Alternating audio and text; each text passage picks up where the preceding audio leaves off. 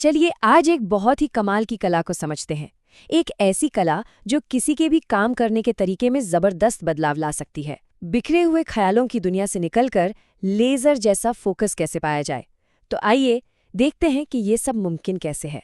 लेकिन सबसे पहले एक सवाल, क्या कभी ऐसा महसूस होता है कि जब कोई पढ़ाई करने बैठता है तो उसका दुश्मन कोई और नहीं बल्कि उसका अपना ही मन बन जाता है?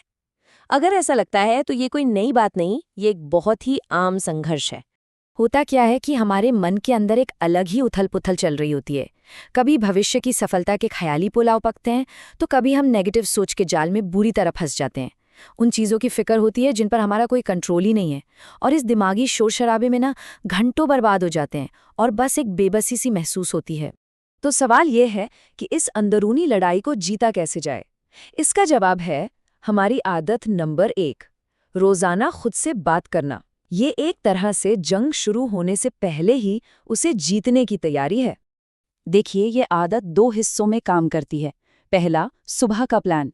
कल किन चीज़ों ने ध्यान भटकाया था, उन्हें पहचानना है और खुद से ये वादा करना है कि आज जब वो दोबारा सामने आएंगी तो हम उनसे लड़ेंगे।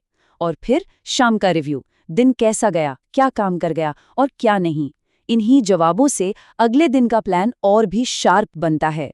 सुबह की इस बातचीत का पूरा सारना बस इस एक वाक्य में है, आज जब वही ध्यान भटकाने वाली चीजें दोबारा आएंगी तो मैं उनके लिए तैयार रहूंगा।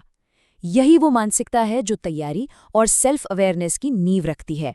चलिए अब चलते हैं दूसरी आदत पर, जो कि एक गेम चेंजर है, अंदर के शोर को डुबो देना। और यहाँ हथियार क्या है? हमारी अपनी आवाज। जी हाँ, खासकर तब जब मन के ख्याल काबू से बाहर हो रहे हों। इसको ना आवाज़ों की एक लड़ाई की तरह समझिए।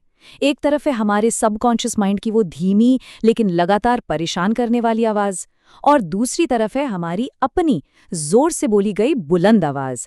जब कोई भी इंसान जोर से बोलकर पढ़ता है तो उसकी आवाज़ उस अंदरूनी फुसफुसाहट पर हावी हो जाती है। और यहीं पर सारा खेल है। एक बहुत ही दिलचस्प मनोवैज्ञानिक सच ये है कि मन तब लाचार हो जाता है जब उसकी अपनी आवाज़ सुनी नहीं जाती। जोर से पढ़ना सीधे सीधे उस अंदरूनी नेगेटिव आवाज़ का गला घोट देता है और उसे चुप होने पर मजबूर कर देता है। और इस तकनीक को और भी ज्यादा असरदार बनाने के लिए एक प्रो टिप है। बिल्कुल एक न्यूज़ रीडर की तरह पढ़िए, पूरे अधिकार और एकदम साफ आवाज़ में। ऐसा करने से फोकस को एक दिशा मिलती है और मन के भटकने की गुंजाइश ही खत्म हो जाती है।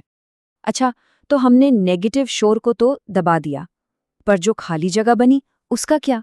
उस जगह को सकारात्मकता यानी पॉजिटिविटी से भरना भी उतना ही जरूरी है। और यहीं पर हमारी अगली आदत काम आती है, सकारात्मक जाप की शक्ति। दिन में जो छोटे छोटे खाली पल मिलते हैं ना, जैसे चलते हुए या सफर करते हुए, उनका इस्तेमाल करें। कोई एक सकारात्मक शब्द या कोई मंत्र दोहराएं। ये अभ्यास खुद की कोशिश और विश्वास को जोड़ता है, जिससे एक बहुत ही मजबूत और शांत मानसिकता बनती है। तो ये सारी आदतें मिलकर आखिर करती क्या हैं? ये एक बिखरे हुए भटके हुए मन को एक शक्तिशाली टूल में बदल देती हैं। चलिए इस बदलाव की प्रक्रिया को थोड़ा और करीब से समझते हैं। देखिए, शुरुआत में एक भटका हुआ मन कैसा होता है? वो बिखरी हुई रोशनी की तरह होता है, इधर उधर फैला हुआ और बहुत कमजोर। उसकी सारी ऊर्जा अलग अलग दिशाओं में बंटी होती है, जिससे कोई असर पैदा नहीं होता। लेकिन प्रैक्टिस का हर एक दिन उन बिखरी हुई किरणों को धीरे धीरे इकट्ठा करना शुरू कर देता है। रोज खुद से बात करना, जोर से पढ़ना, ये सब उस ऊर्जा को एक जगह पर लाना शुरू कर देते हैं।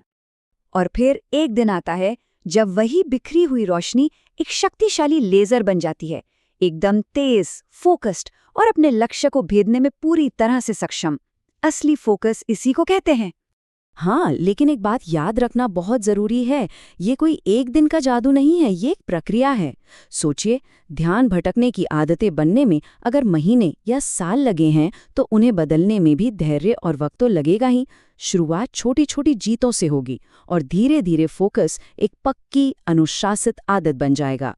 तो सबसे जरूरी बात यह है कि हर दिन सिर्फ 1% बेहतर होने का लक्ष्य रखा जाए। रोज की ये छोटी सी तरक्की ही समय के साथ एक बहुत बड़ा और स्थायी बदलाव लेकर आती है। तो इस विश्लेषण को खत्म करते हुए एक सवाल सोचना है, वो कौन सा एक विचार है जिसे कल अपनी आवाज की ताकत से हराने का इरादा है?